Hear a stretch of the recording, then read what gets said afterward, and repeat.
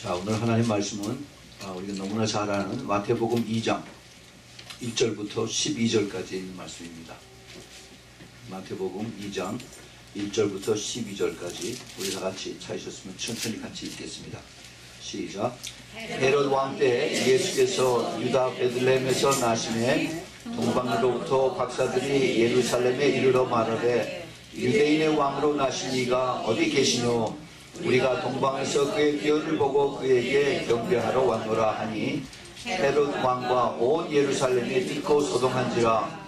왕이 모든 대제사장과 백성의 서기관들을 모아 그리스도가 어디서 났겠느냐 물으니 가로되 유대 베들레헴이오니 이는 선자로 이렇게 기록된 바 또 유대 땅 베들레헴아 너는 유대 고을 중에 가장 작지 아니하도다.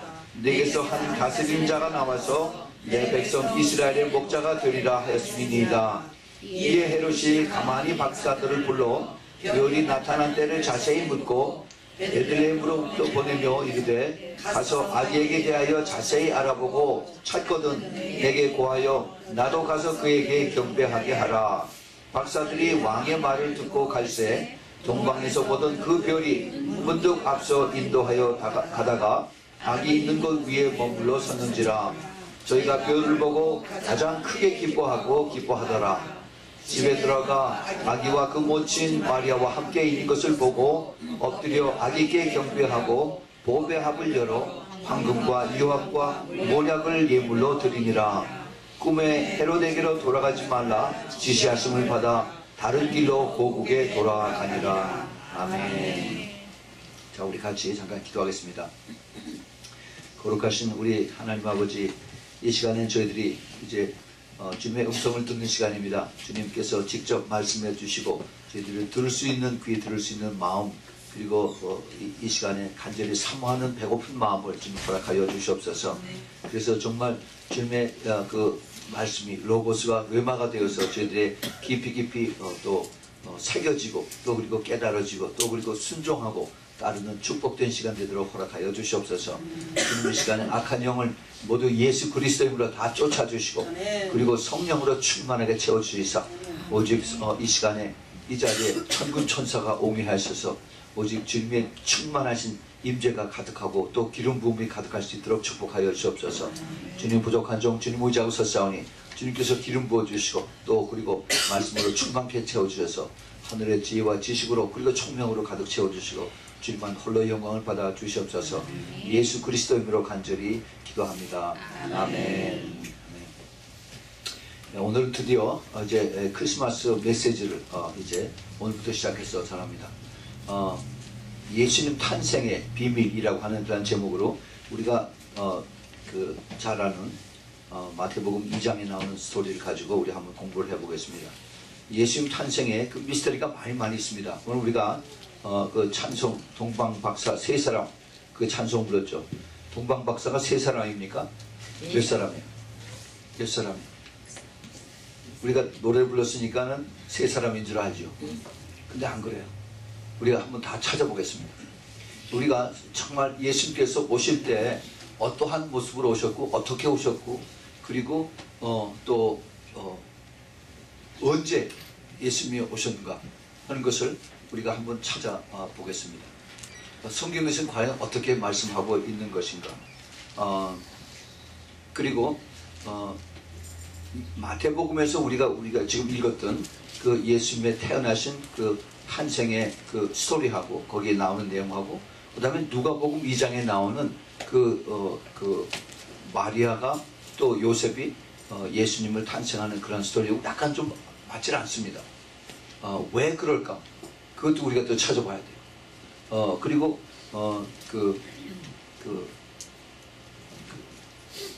예수님의 정식 진짜 태어난 장소와 그 다음에 그 횟수가 왜 마태복음하고 누가복음은 다를까 하는 것을 우리가 또 한번 찾아보고요. 그 다음에 왜 당시에 제사장들이나 종교자들이 종교 지도자들이 이것을 알았는데 끝까지 찾아가지 않았을까? 그것도 우리가 한번 또 찾아봐야 되겠습니다. 과연 이것을 통해서 지금 우리 정말 예수님 다시 오실 이때에 사는 우리들이 우리가 여기서 무엇을 배워야 될 것인가, 우리가 또 한번 찾아보는 시간을 우리가 갖겠습니다. 메시아 예수 그리스도의 탄생은 이거는 역사의 한 지나가는 그 경점에서 나타나는 것이 아닙니다.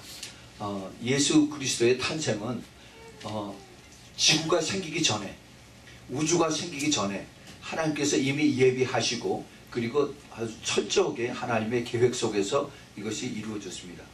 하나님께서 인간을 창조하시고 모든 이 그 창세기 1장의 모든 그 스토리가 다 이루어지고 난 다음에 그 다음에 사탄이 인간에 와서 우리를 죄를 범하게 해서, 그래서 죄에 빠진 다음에 우리가 어쩔 수 없이 죄의 노예가 되게끔 한 다음에 하나님께서 제일 먼저 하신 예언의 말씀이 예수 그리스도의 탄생이었습니다. 그것이 우리가 너무나 잘 아는 하나님의 창조의 그 창세기 3장 15절에 있는 말씀, 앞으로 여인의 후손이 태어나서 이제 그 사단의 머리를 짓밟을 것이다 하는 그 말씀을 그 하나님께서 이미 벌써 오래전에 이걸 말씀하셨어요. 그래서 예수님께서 태어나신 것은 이것은 하나님의 엄청난 그 비밀이고 그리고 약속이고 축복이고 은혜고 사랑이고 이것이 이제 지금부터 2000년 전에 이루어진 것입니다. 근데 그뿐만이 아니에요. 그 구약 성경에 보면은 예수님의 탄생에 대한 스토리가 여기저기 많이 보화처럼 숨겨져 있는 것을 우리가 볼 수가 있습니다. 선지자들도 물론 예언을 많이 하지요. 또 시편에 있는 그 시편 노래 속에도 예수님의 탄생의 비밀이 거기 숨겨져 있습니다. 출애굽기 23장 거기 20절서부터 22절에 보면은 거기 모세를 통해서 하나님께서 숨겨져 있는 예수 그리스도의 탄생을 예고한 것도 볼 수가 있습니다. 출애굽기 23장 20절에서 22절에 보면 내가 사자를 내 앞에 보내어 길에서 너를 보하여 너로 내가 예비한 것에 이르게 하리니 너는 삼가 그 목소리를 청중하고 그를 노엽게 하지 말라. 그가 너희 허물을 사하지 아니할 것은 내 이름이 그에게 있음이라. 내가 그 목소리를 잘 청종하고 나의 모든 말대로 행하면 내가 내 원수에게 원수가 되고 내가 내 원수에게 원수가 되고 내 대적에게 대적이 될지라. 물론 여기에 이제 여기 그 모세를 뜻하지만 그 뒤에 깊이 보면은 예수 그리스도를 뜻한 것을 우리가 볼 수가 있습니다. 여기에 이제 하나님께서 모세를 통해서 6월절 어린 양이 나타나는 것을 보면서 이것에 대한 그 먼 후에 예수 그리스도에 대한 예언을 말씀하신 것입니다. 또 그뿐만이 아니라 우리가 잘 아는 다니엘서 9장 그 24절서부터 27절에 보면은 이제 가브리엘 그 천사장을 통해서 그래서 이제 그 기름 부음 받은 자 예수 그리스도의 탄생과 그 다음에 마지막 때 일어날 일들에 대해서 한꺼번에 쫙 다 얘기한 것도 우리가 잘 알고 있습니다. 거기 29장 24절에 보면은 내 백성과 내 거룩한 성을 위하여 70일에로 기한을 정하였나니 허물이 마치며 죄가 끝나며 죄악이 영속되며 또 영원한 의가 들어가며 이상과 예언이 응하며 또 지극히 거룩한 자가 기름 부음을 받으리라. 여기 물론 예수 그리스도입니다. 그러므로 너는 깨달아 알지라 예루살렘을 증거하라는 영이 날 때부터 기름 부음을 받은 자 곧 왕이 일어나기까지 7이레와 62이레가 지날 것이요 그때 곤란한 동안에 성인 중건되어 거리와 해자가 이룰 것이며 그 다음에 62일의 후에 기름 부음 받은 자가 끊어져 없어질 것이며 장차 한 왕의 백성이 와서 그 성과 성소를 회파하려니와 그의 종말은 홍수의 엄몰됨 같을 것이며 또 끝까지 전쟁이 있으니 황폐할 것이 작정이 되었느니라. 그가 장차 많은 사람으로 더불어 한 이래 동안 언약을 굳게 정하고 그가 그 일의 절반에 제사와 예물을 금지할 것이며 또 잔포하여 미운 물건이 날개를 의지하여 설 것이며 또 이미 정한 종말까지 진노가 황폐케 하는 자에게 쏟아지리라 하였느니라. 그래서 이제 마지막 때 환란 때 중간쯤에서 이제 적그리스도가 나타날 것까지 여기에 다 이제 가브리엘 천사가 이야기를 하고 있습니다. 그런데 여기 이것을 자세히 보면은 예수 그리스도의 탄생과 함께 예수 그리스도의 그 기름 부음자가 끊어진 것까지 얘기했어요. 예수님이 돌아가실 것까지 얘기했습니다. 이거를 성경학자들이 쭉 다 계산을 해서 예수님의 돌아가신 그 날짜까지 계산을 했습니다. 그것이 그 AD 32년 4월 6일이라고 그렇게 이들이 계산을 한 것을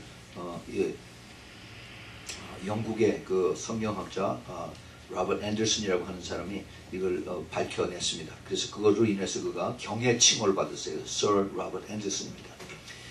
그뿐만 아니라 또 그리고 이사야서 7장 14절에 우리가 너무나 잘 아는 그 이사야서 7장 14절에 처녀가 잉태하여 아들을 낳을 것이며 그 이름이 임마누엘이 하리라 그랬죠. 물론 예수 그리스도입니다. 또 그뿐만 아니라 메시아, 핸델의 메시아에서 그 곡조로 쓰인 이사야서 9장 6절에 있는 말씀, 한 아기가 우리에게 낳고 한 아들을 우리에게 주신 바 되었는데 그 어깨에는 정사가 메어 있고 그 이름은 기묘자라 모사라 전능하신 하나님이라 영존하시는 아버지라 평강의 왕이라 할 것입니다. 네, 그 유명한 메시아의 그 곡조, 이것도 역시 예수 그리스도에 있는 그 말씀을 이제 나타낸 것입니다. 이사야서 9장 6절에 있는 말씀. 그뿐만 아니라 오늘 그 동방에 있는 박사들이 이제 별을 보고 찾아왔지요. 그 별에 대한 예언도 이미 벌써 오래전에 민수기 24장 17절에 나온 것이 볼 수가 있습니다. 이 민수기 24장 17절에 있는 말씀은 그 이방 예언자예요. 발람이 발락에게 하는 그 이스라엘을 그 나쁘게 얘기하라라고 했는데 하나님께서 그 이방 예언자인 발람에게 이 한 별이 나타날 것을 이미 예고합니다. 다시 말해서 예수 그리스도가 나타날 것을 얘기하죠. 내가 그를 보아도 이때 일이 아니며 내가 그를 바라보아도 가까운 일이 아니로다. 한 별이 야곱에게서 나오며 한 홀이, 이 홀은 그 영어로 셉터라고 해서 왕이 가지고 있는 그 이 막대기 같은 거 있죠. 이거 에스더에 보면은 그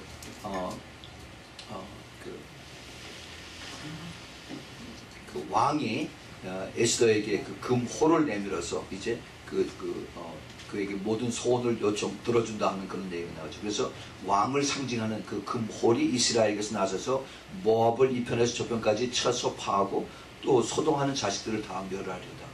예수 그리스도의 탄생을 여기서 그 별이 나타나는 것을 볼 수가 있습니다. 자, 그래서 우리가 이제 여러 가지 이미 그 구약에서 모든 그 하나님의 계획과 말씀과 그 다음에 그 진리가 예수 그리스도의 탄생에 다 맞춰져 있는 것을 우리가 다 알고 있습니다. 그래서 이제 예수님이 탄생하셨을 때 사실은 이것을 공부하고 있고 또 가르치고 있던 사람들은 다 알고 있어야 되는 것이에요. 근데 사실은 그러지 못했습니다. 그러지 못했어요. 이러한 그 실제적인 종교 지도자들의 모습과 지금 이 시대에 예수님이 오시기 바로 직전에 있는 이 시대의 교회 모습 보고 얼마나 똑같은지 알 수가 없습니다. 우리가 이것을 잘 한번 참고해 볼 수 있는 그러한 기회가 되길 바랍니다. 오늘 그 본문에서 다시 한번 보세요. 마태복음 2장 1절부터 한번 12절까지 쭉 한번 보면서 그 당시의 상황을 다시 한번 이렇게 만들어보는, 기억해보는, 우리가 한번 상상해보는 그런 시간을 갖겠습니다. 여기 보면은 헤롯 왕 때 예수께서 유다 베들레헴에서 나심에 동방으로부터 박사들이 예루살렘 성에 이르러 말하되, 여기 보면은 예수 그리스도가 벌써 태어났다라고 그랬습니다. 그거 우리가 잘 알아야 돼요. 그 바로 앞에 1장, 마태복음 1장 25절에 마리아가 예수 그리스도를 낳았어요. 벌써 아들을 낳기까지 동침하지 아니하더니 나음에 이름을 예수라 하니라. 그래서 예수 그리스도 벌써 낳았습니다. 그래서 마태복음에는 예수 그리스도 벌써 낳은 것으로 시작이 됩니다. 누가복음은 이제 낳기 바로 직전에 거기서 이제 스토리가 시작이 돼요. 우리가 그 사복음서를 볼 때 그 보는 우리가 읽는 그 관점을 그 당시에 마태가 누구에게 썼는가, 누가가 누구에게 썼는가, 이걸 우리가 다 알아야 돼요. 그래야만 이것을 우리가 이해할 수가 있습니다. 그 사복음서의 모든 순서가 우리가 생각하는 1, 2, 3, 4, 5, 6, 7, 8, 9, 1월 월과 그 다음에 그 횟수를 따라서 정해져 있지 않습니다. 우리가 이걸 잘 알아야 돼. 요한계시록도 마찬가지예요. 그 소위 영어로 그 크로노지컬하게 그 써져 있지 않다는 겁니다. 사건 중심으로 이렇게 써져 있어요. 그래서 우리가 이걸 잘 성령의 도움을 받아서 이것을 쫙 맞춰서 해야만 정확하게 우리가 깨달을 수가 있는 겁니다. 그래서 오늘 여러분들이 가지고 있는 이 preconceived knowledge, 내가 미리 알고 있는 그러한 그 성경에 대한 그 지식을 일단 좀 접어놓고, 그리고 다시 한번 우리가 살게 공부하려고 합니다. 우리가 이미 들어서 알고 있는 것은 동방박사 세 사람, 아마 그러면 유향과 모략과 그 다음에 그 향품이니까 세 사람이 하나씩 이렇게 들어왔겠지, 이렇게 생각을 해요. 안 그래요. 성경에 보면은 박사들이라고 그러는데 그게 원래 그 킹 제임스 와이즈맨이라고 그랬죠. 또 그리고 여기 제가 보는 이거 뉴 아메리칸 스탠다드는 매자이라고 했습니다. 이 매자이는 술사들이에요. 술사. 하늘에 있는 별을 보고 점을 치는 점성술사들입니다. 술사들.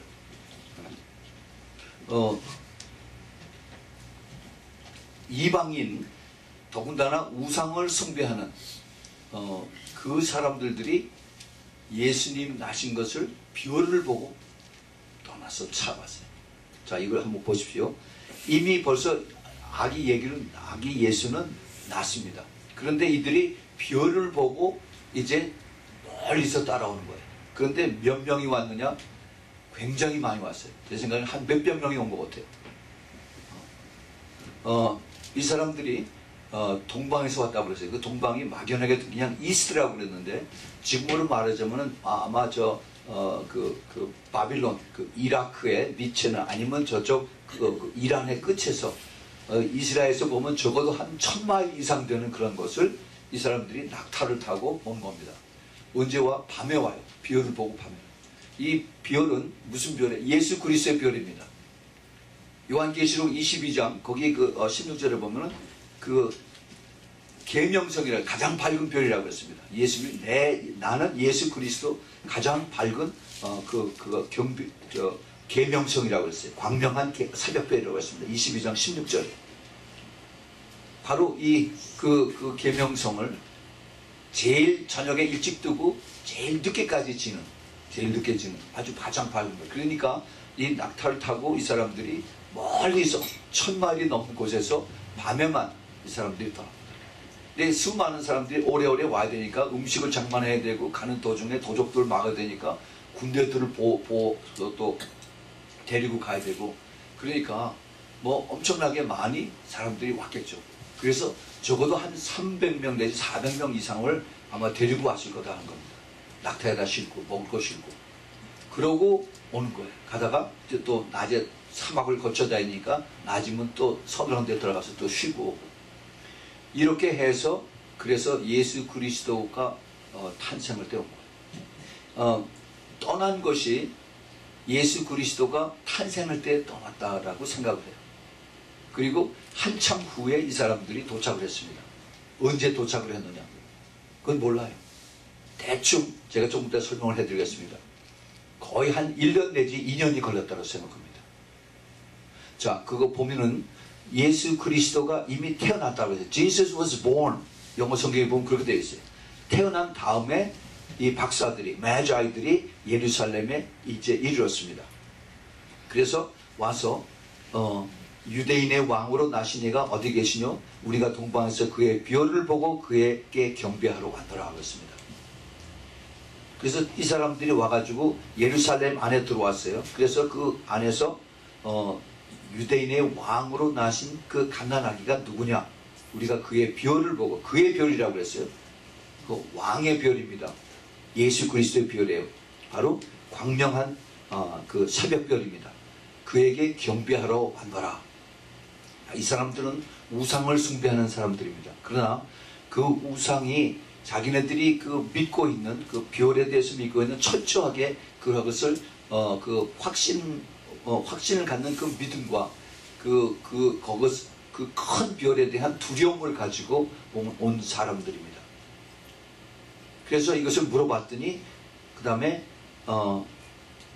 헤롯 왕과 온 예루살렘이 듣고 소동이 난다고 했습니다.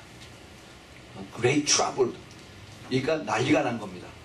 갑자기 조용했던 그 예루살렘에 수백 명의 이제 군인들이 오고 낙타가 오고 짐들이 오니까, 그러니까 이 예루살렘이 깜짝 놀란 거죠. 그래가지고 큰 소동이 일어났다고 그랬어요. 자, 근데 여기 이 예수님이 태어날 때 이미 벌써 트러블을 가지고 왔습니다. 예수님. 유대인의 왕이라고 예수님은 갓나서 태어났는데 벌써 세상이 벌써 압니다. 유대인의 왕이라고. 그랬더니 유대인의 왕을 제일 먼저 두려워했던 것이 바로 헤롯 왕이었어요. 헤롯 왕. 내가 여기 왕인데 누가 또 왕이 있겠느냐. 그 당시에 유대인은 왕이 없었어요. 유대의 가장 높은 사람이 대제사장이고, 그 다음에 거기에 종교 지도자들이고, 그리고 그 산헤드린이 있었고. 그러니까 자기의 위치가 이제 위협당하는, 도전당하는 그런 사람이 누구냐. 일찍 알면 빨리 죽여버리겠다는 겁니다. 그 역사에 항상 있는 얘기예요. 자기에게 그 적수가 되는, 반대되는 파가 있으면 아주 삼족을 멸하는, 이것이 옛날부터 이렇게 있었죠. 그래서 이제 갑자기 와서 누가 유대인의 왕이라니까는 이제 온 그 성내가 소동이 나는 거죠. 유대인의 왕, 갓난 아기가 나왔는데 벌써 그게 소동이 된 겁니다. 그런데 그뿐만이 아니에요. 나중에 이제 예수님 돌아가실 때 요한복음 18장에서 빌라도가 또 유대인 왕을 가지고서 들먹입니다. 내가 유대인의 왕이야 하면서 이제 빌라도가 또 걸고 넘어지죠. 내가 지금 여기에 거버넌고 유대인보다 훨씬 더 높은 자리인데 네가 유대인의 왕이냐 하고서 이제 그 피지컬한 그 킹십을 가지고 또 싸웁니다. 예수님은 이게 아니죠. 이거보다도 훨씬 더 크게 오셨는데, 결국 예수님이 그 돌아가실 때 십자가에다 머리 위에다가 써놓은 것이 거기다가 왕이라고 또 써붙였어요. 유대인의 왕, 이걸 히브리 말로, 그 다음에 라틴어로, 그 다음에 그리고로, 헬라 말로다가 유대인의 왕이라고 써붙였습니다. 자기네들이 인정해서 그렇게 써붙였어요. 그런데 이 유대인의 왕이 이제 마지막 때 만왕의 왕으로, 만주의 주로 다시 오시는 것입니다. 요한계시록 19장. 그들이 그렇게도 두려워했던 유대인의 왕이냐, 유대인의 왕이 아니라 온 세상의 대통령 중에 대통령, 만주의 주 예수 그리스도가 다시 오시는 것을 우리가 알아야 되는 것입니다. 이 예수님은 조용하게 왔지만은 나중에 오실 때는 엄청나게 천군 천사를 통해서 다시 오실 것입니다. 우리 예수님께서 이제 다시 오실 때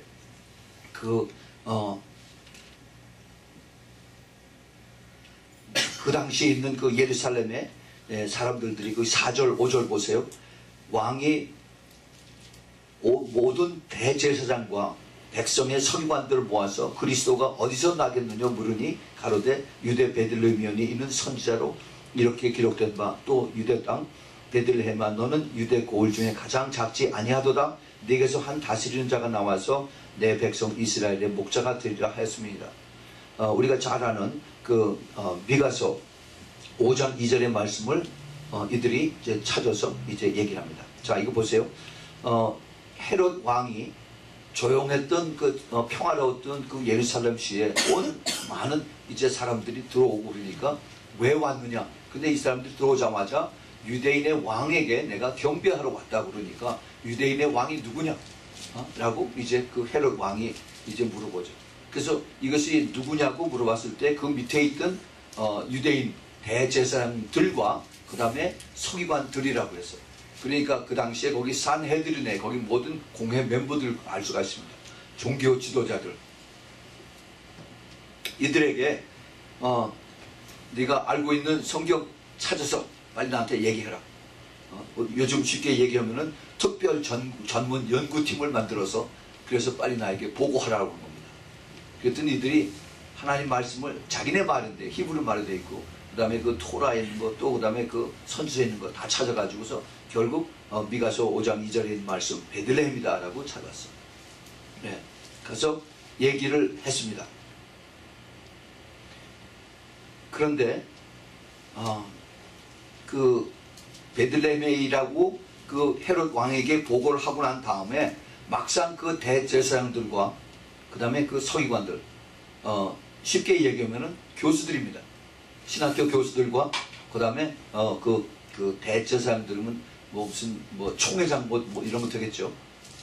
뭐 교단장 이런 높은 감투 쓴 사람들이, 그런 사람들이 모여서 이제 베들레헴이다 그렇게 얘기를 해줬습니다. 그랬더니 이제 헤롯 왕은 그 박사들한테 가서 이제 조용하게 음모를 꾸밉니다. 나한테 갔다 올 때 가서 얘기해라. 그러면 내가 가서 나도 가서 경배하겠다. 근데 이 막상 이 종교 지도자들 이들은 얘기해놓고 나서 그 다음에 거기서 빠집니다. 다시는 더 이상 이 사람들이 얘기가 없어요. 참 이게 이상한 것이, 아마 추측컨대 이거는 상징적인 것이다. 상징적이야. 뭐 별을 하나 가지고 그렇게 야단들이냐. 이게 벌써 과거에 2000년 전에, 아니 1500년 전에, 또는 1000년 전에 이것이 일어난 이것들인데 이걸 가지고 뭐 그렇게 서투르게 하느냐. 이 지금 서기관들과 또 종교 지도자들, 이 대제사장들은 시나고그에서 그 회당에서 하나님 말씀을 가리키는 자들입니다. 특별히 그때 무엇을 가리켰겠습니까? 이제 그 말라기 선지자 이후에 400년 동안 조용했으니까 하나님 말씀 계속 회당에서 가르치고 있었는데, 자기네들이 가르치는 모든 그 포커스는 메시아가 앞으로 온다는 거예요. 앞으로 메시아가 올 텐데, 그런데 이제 그들이 메시아가 오면은 우리가 이렇게 압박받는 그 로마에서부터 해방하고 우리가 세금 많이 안 내도 되고 우리가 더 잘 살게 해줄 거다 라는 것을 매일, 아마 매주마다 그 안식일에 회당에서 가르쳤습니다. 근데 막상 그 메시아가 태어났는데 이것을 아마 상징적인 것이다 라고 얘기를 했을 것입니다. 믿질 않았던 거죠. 믿질 않았어요. 오히려 그 헤롯 왕이 훨씬 더 이것을 구체적으로 믿어서, 그래서 이제 이 박사들에게 가서 자세히 알아보고 찾거든 내게 구하여 나도 가서 그에게 경배하게 하라 라고 이렇게 음모를 합니다. 9절에 박사들이 왕의 말을 듣고 갈새 동방에서 보던 그 별이 문득 앞서서 일어납니다. 이제 그 예루살렘을 떠나서 박사들이 이제 베들레헴을 향해서 갑니다. 가는데 그 별이 갑자기 나타났어요. 그 별이 문득 앞서 인도하여 가다가 악이 있는 곳 위에 머물러 섰더라 그랬습니다.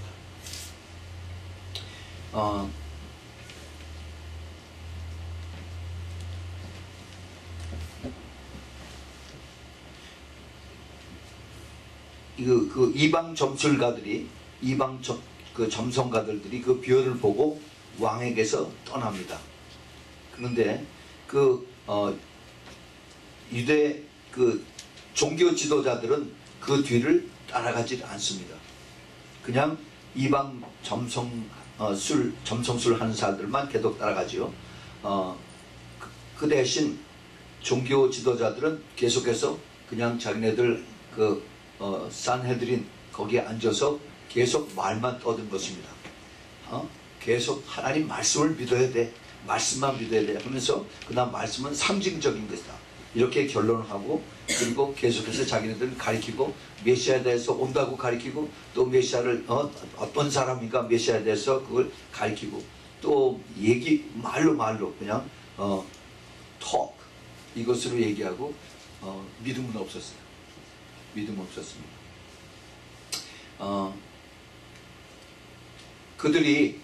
그들이 정말 예수 그리스도, 정말 그 메시아를 만나기를 원했다면, 그들이 정말 더 그렇게 가리키고 또 바라고 했던 그 메시아를 정말 자기네들이 만나기를 원했다면, 이 그 동방에서 온 그 점성 별을 보고 점치는 사람들 끝까지 따라붙어서 어디에 있어? 어디에 있습니까? 우리도 좀 따라가서 우리도 봅시다. 우리가 지금 그걸 가리키고 있으니까 우리도 좀 가서 봅시다 라고 얘기를 했어야 될 텐데, 근데 그 이후에 이 대제사장들과 그 다음에 서기관들에 대한 얘기는 쭉 빠져버립니다.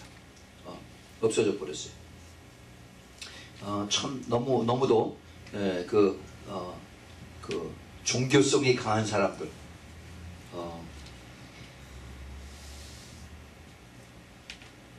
율법과 종교성은 강하지만은 그러나 정말 깊은 그 영성은 하나도 없어 빠져버린 그러한 그 당시의 종교 지도자들의 모습을 보면서 너무도 지금과 똑같다 하는 그런 생각을 갖게 됩니다. 그 다음에 그 11절에 보면은 집에 들어가 아기와 그 모친 마리아와 함께 있는 것을 보고 엎드려 아기께 경배하고 보배함을 열어서 그래서 황금과 유향과 몰약을 예물로 드리니라. 자, 여기서 우리가 보면은 갓난 아기 그 왕에게 이제 그 동방 박사들이 들어가서 그래서 경배를 합니다. 정말 그들이 메시아에 대한 모든 그 예의를 갖추고 그리고 자기네들이 가지고 온 그 예물과 그 다음에 이들을 정성스레 또 그런 최선의 자기네들의 이것을 그 선배를 보이면서 이것을 바치죠. 이방 사람들이 자기네들이 믿는 그 신보다도 훨씬 더 큰 신이 여기 있다라고 생각을 하고 그에게 대한 그 경의와 그 다음에 그 두려움과 이것을 표현하는 것이죠. 자기네들은 그 뜻을 알지도 못하고 황금과 유향과 모략을 가져왔어요. 황금은 바로 그 왕을 상징하는 거죠. 그 로얄티,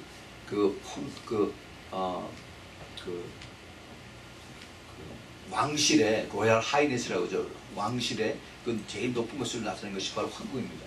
그 다음에 유향은 바로 그 대제사장을 표현한 것이고, 그 다음에 모략은 죽음을 표현한 것입니다.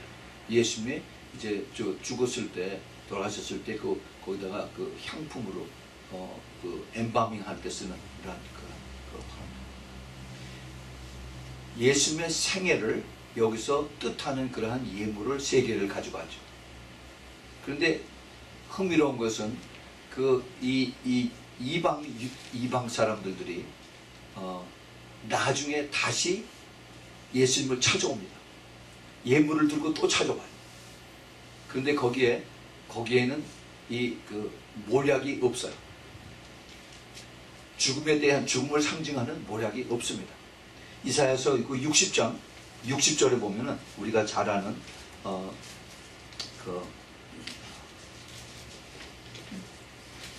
내 위에 여호와의 영광이 임하리라 하는 그 말씀이 있는 바로 바로 밑에 이사야서 60장 6절을 보면은 허다한 약대 미디안과 에바의 젊은 약대가 네 가운데 편만할 것이며 스바의 사람들은 다 금과 유향을 가지고 와서 여호와의 찬송을 전파할 것이다 라고 했습니다. 그래서 중동의 미디안 사람들, 우상 숭배하는 사람들이 다시 나중에 예수님 오셨을 때 이제 하나님 메시아에게 재림 때 이제 예물을 드린 것을 볼 수가 있어요. 그때는 죽음은 이미 없어진 다음입니다. 그래서 만왕의 왕으로 오시는 메시아 예수 그리스도께 이제 예물을 드리죠. 참 여기에 보면은 이런 것들이 벌써 이미 오래전에 다 계획되고 이것을 앞으로 올 것을 이제 이것을 예표로 지정하는 것들을 여기서 우리가 자세히 보면 다 알 수가 있습니다.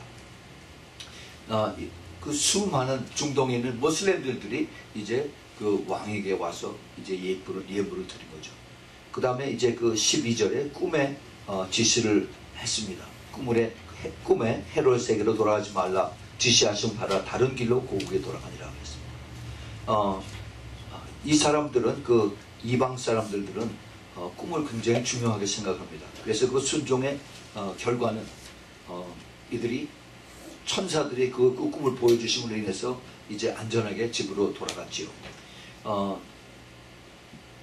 자, 그런데 여기 동방 박사들이 집에 들어가서 그 어린 아기 예수 그리스도를 보고 그 다음에 모친 마리아를 보았습니다. 근데 여기 보면은 그 아기가 금방 낳았다는 그런 표시는 없어요. 오히려 더 아기가 또 꽤 시간이 지난 것 같은 그런 것을 볼 수가 있습니다. 그 우리가 잘 알고 있는 예수 그리스도가 그 말구 위에서 태어났다 하는 그런 것은 여기서 찾아볼 수가 없어요. 그러면 그 누가복음에 우리가 알고 있는 이것하고 어떻게 이것이 연결이 되어야 되는가? 이것을 우리가 한번 찾아보겠습니다. 아기 예수를 만났는데, 그런데 아까 우리가 처음에 2장 1절에 예수께서 유대 베들레헴에서 이미 태어났다라고 그랬죠. 그렇죠? 그러고 나서 이제 그 박사들이 여기 그 예루살렘입니다. 예루살렘에 들어와서 그래서 아기와 모친을 여기서 만나는 것입니다.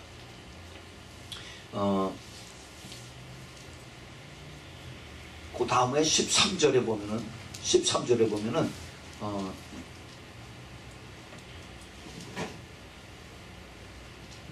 이제 그 박사들이 떠난 다음에 저희가 떠난 후에 주의 사자가 요셉에게 현몽하여 가로되 헤롯이 아기를 찾아 죽이려 하니 일어나 아기와 그 모친을 데리고 애굽으로 피하여 내가 네게 이르기까지 거기 있으라, 이렇게 이제 얘기를 합니다.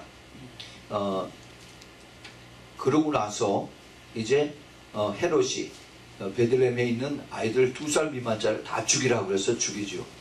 그래서 그 내용들을 보면서 사람들이 그 당시에 아마 그 어린 아기 예수를 동방 박사들이 찾아온 것이 아마 2살쯤 되었을 것이다 라고 이렇게 추측을 합니다.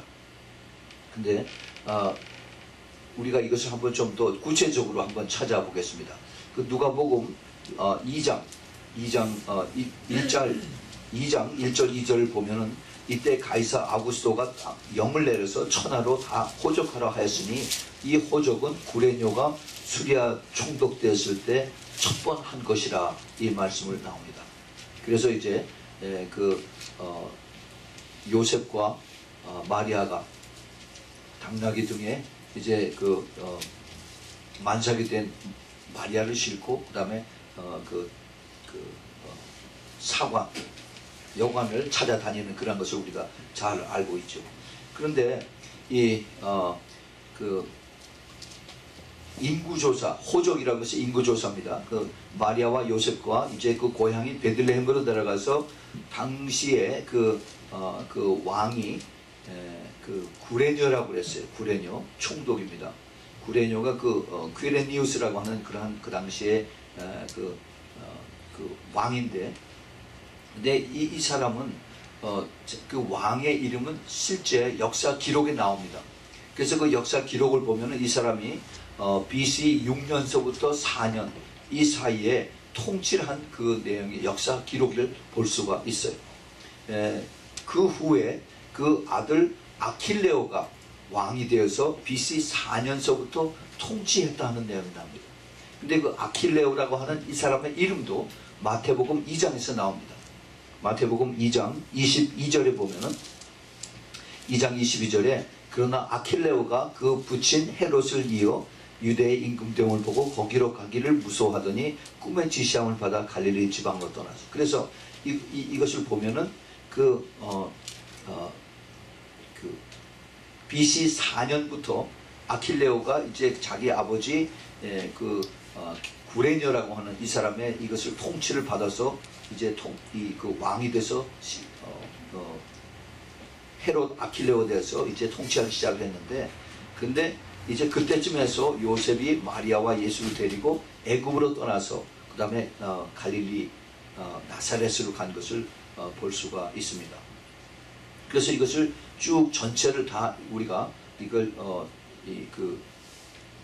예측을 해서 보면은 예수님 탄생과 그 다음에 동방 박사들의 방문과 또 애굽으로 피신하고 그 다음에 나중에 다시 나사렛으로 돌아오고 하는 이 모든 것이 BC 6년서부터 4년 그 사이에 일어난 것을 우리가 추측을 해볼 수가 있습니다. 그런데 더 우리가 좀 더 구체적으로 이걸 더 알아보면은 누가복음 2장 21절에 보면은 이제 마리아가 아기 예수 그리스도를 데리고 예루살렘 그 성전에 와서 거기서 이제 그 베이비 데디케이션 하는 것을 우리가 보죠. 그 2장 21절 22절에 할례할 8일이 되며 그 이름을 예수라 하니 곧 수태하기 전에 천사의 일컬은 바로라. 모세의 법대로 결례의 날이 참에 아기를 데리고 예루살렘에 올라가니 하는 그 말씀이 나옵니다. 자, 이게 마리아의 결례의 날이라고 그 purification law라는 것이 나옵니다. 이것이 레위기 12장 3절 4절에 있는 말씀을 이제 얘기를 하고 있어요. 물론 마리아와 요셉이 유태인이기 때문에 이것을 정확하게 지킵니다. 그 레위기 12장 3절 4절에 제 8일에는 그 아이의 양피를 뺄 것이요 이제 할례를 하고 그 여인은 오히려 33일을 지나야 산혈이 깨끗하리니 그 정결되는 기간이 차기 전에는 성물을 만지도 말며 성소에 들어가지도 못할 것이다. 이렇게 이미 오래전에 그 레위기 12장에 기록을 해놨습니다. 그래서 요셉과 마리아가 유대인이니까 이것을 지켰죠. 그래서 어린 아기 예수를 8일 만에 할례를 하고 그 다음에 이 결례가 끝나기까지 이제 31일 적어도 31일 그러니까 다 합치면은 적어도 41일 이후에 이제 마리아가 어린 아기 예수를 데리고 이제 성전에 와서 그 베이비 데디케이션 하는 것을 우리가 추측을 할 수가 있습니다. 그래서 이제 베들레헴하고 그 다음에 예루살렘의 거리는 한 5마일 정도 되죠. 그래서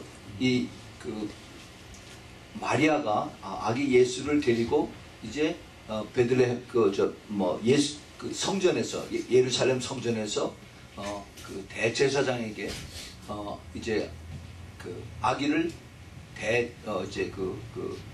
베이비 데디케이션 하고 난 다음에 그 다음에는 이제 거기 있을 필요가 없어요. 그래서 이제 데리고 이제 그 나사렛으로 가기만 하면 되는 것입니다.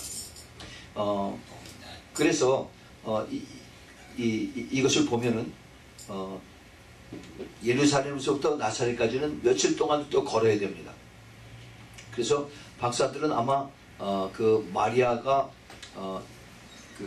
우리가 지금 읽었던 마태복음 2장에서 그 동방 박사들이 이 아기 예수를 만난 것은 먼저 그 누가복음 2장에서 그 마리아가 아기 예수를 이제 낳고 그리고 모든 결례가 끝나고 나서 그러고 나서 적어도 41일 이상을 이제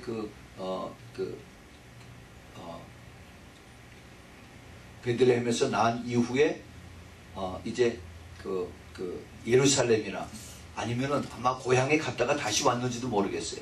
그래서 이제 거기서 있으면서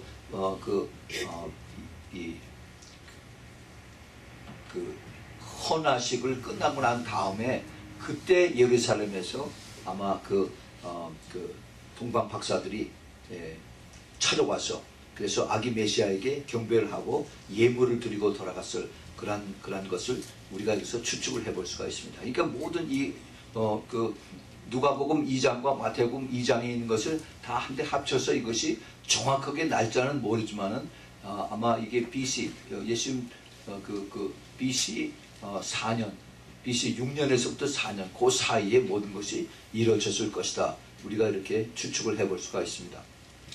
그런데 그 메시아의 오심을 가르쳤던 그 종교 지도자들 또 서기관들 이런 사람들은 하나님 말씀을 잘 알고 있었지만은 믿지를 않았었습니다. 베들레헴에서 무슨 메시아가 나온단 말인가 또 마치 그 나사렛에서 무슨 메시아가 나온단 말인가 하고 얘기하는 건 마찬가지죠. 성경 말씀들을 이 사람들이 잘 가르쳤지만은 그러나 그 사람들이 확실한 믿음이 없었습니다. 예루살렘에서 베들레헴까지 불과 5마일밖에 안 되는데 그거를 자기네들이 가보지도 않고 찾아보지도 않았습니다. 그리고 그 당시에 예루살렘에 있었던 그 바로 아기 메시아 그 마리아가 아기 메시아를 안고 있었던 그 예루살렘의 그 근처에 그 동방 박사들이 찾아갔는데 그 뒤를 따라가 보지도 않았었어요. 참 그 당시에 종교 지도자들이 얼마나 이 사람들이 그 믿음이 없었던가 하는 것을 볼 수가 있습니다. 가서 확인도 안 하고 확인도 안 했다는 얘기는 관심도 없었다는 얘기고 또 그리고 전혀 그것에 대한 믿음이 없었습니다. 근데 우리가 추측을 해보면은 그들이 그 메시아가 오신 것에 대해서 아마 계속 가르쳤을 거예요. 그렇죠? 그들이 그 시나고그에서 이제 안식일만 되면은 와서 계속 또 가르칩니다.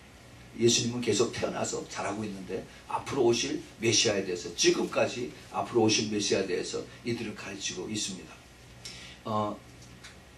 우리가 여기까지 이것을 생각해 보고 난 다음에 그런데 지금 이 시대에 그 예수님의 재림과 신부들의 휴거가 이제 눈앞에 와 있는 이런 시대, 이것을 성경적으로 알 수 있는 사람들은 바로 우리 교회와 성도들입니다.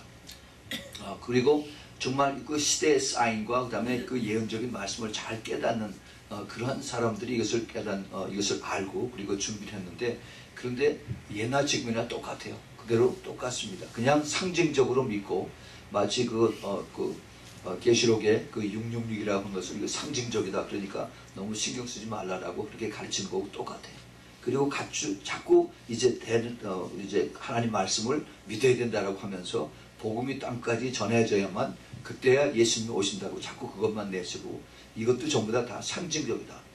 그리고 예수님 오시려면 아직 멀었다라고 이렇게 얘기를 합니다. 그러나 계속해서 언젠가는 예수님이 오실 거다라고 가르친다는 것입니다.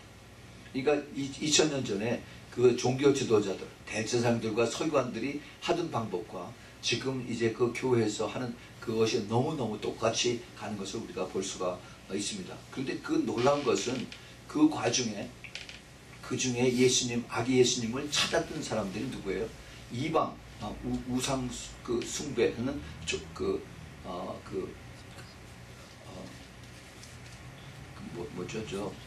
astrologist, 별을 숭배하고 했던 그런 우상 숭배자들이 이제 머리서 정말 그 성령의 도움을 받아서 그들이 가지고 섬기는 그들의 그들의 종교가 별을 따르는 그것이 오히려 그 메시아를 찾게 되는 그런 것이 있었죠. 그런데 참 그 아이러니한 것이 이 그 교회가 그 지금 성도들이 우리가 그 불과 30년 40년 아니면 그 우리 1세대 그 전에 우상을 숭배하던 그런 우리 조상들이었습니다.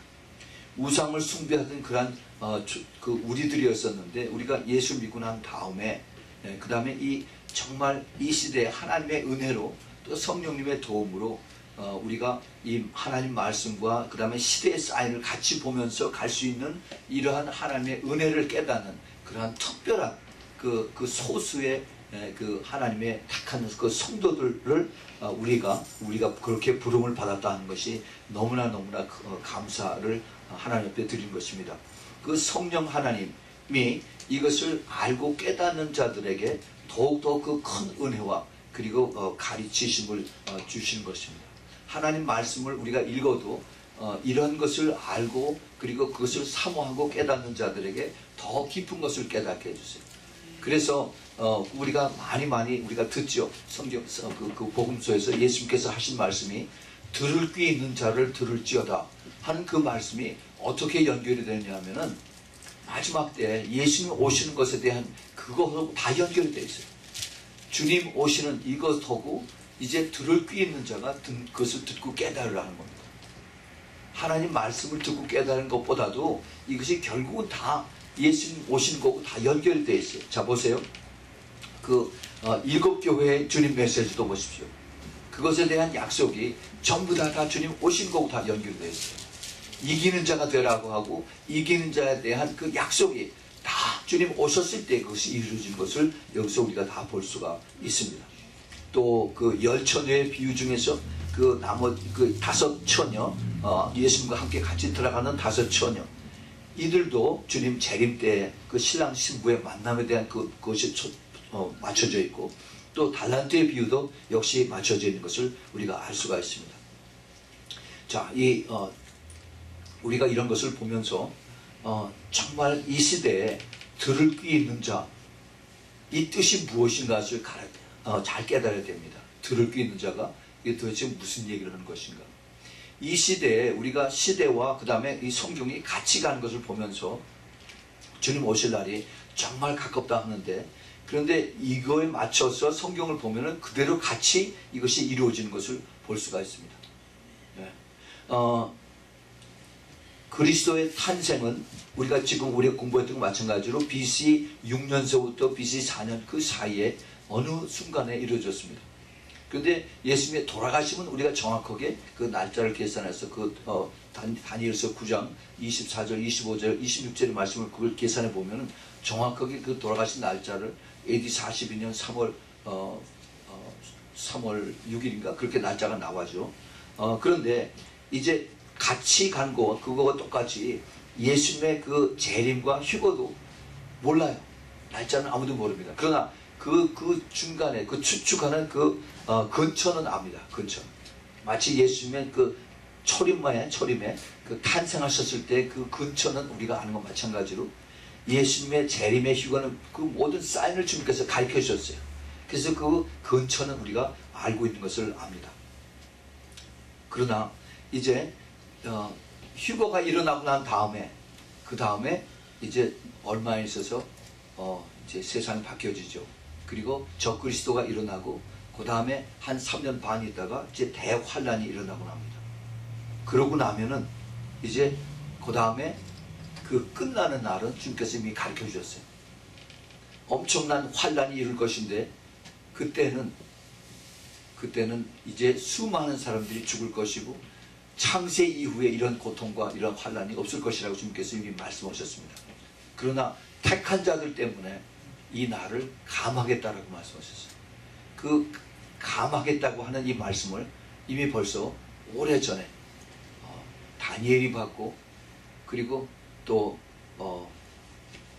예수님께서 이것을 가르쳐 주시고 또 그리고 사도 요한계시록에서 이것을 가르쳐 주셨습니다. 그래서 3년 반이라고 그러고 1260이라고 그러고 42개월이라고 이렇게 정확하게 가르쳐 주고 계십니다. 카운트다운을 할 수가 있는 거죠.